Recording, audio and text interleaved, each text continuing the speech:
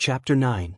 Elizabeth passed the chief of the night in her sister's room, and in the morning had the pleasure of being able to send a tolerable answer to the inquiries which she very early received from Mr. Bingley by a housemaid, and some time afterwards from the two elegant ladies who waited on his sisters.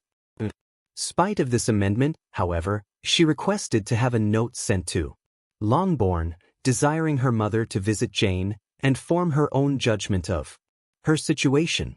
The note was immediately dispatched, and its contents as quickly complied with. Mrs. Bennet, accompanied by her two youngest girls, reached Netherfield soon after the family breakfast.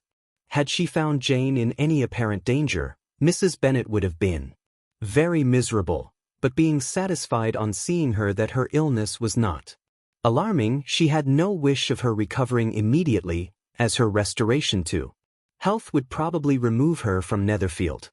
She would not listen, therefore, to her daughter's proposal of being carried home, neither did the apothecary, who arrived about the same time, think it at all advisable.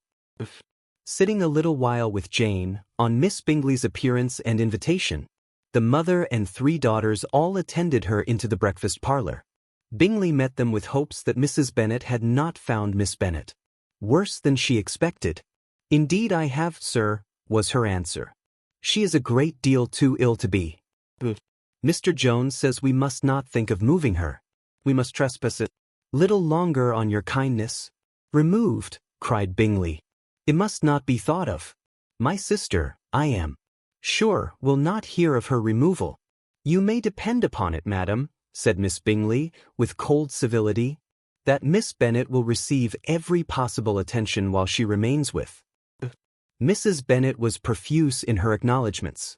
"I am sure," she added, "if it was not for such good friends I do not know what would become of her, for she is very ill indeed, and suffers a vast deal, though with the greatest patience in the world, which is always the way with her, for she has, without exception, the sweetest temper I have ever met with.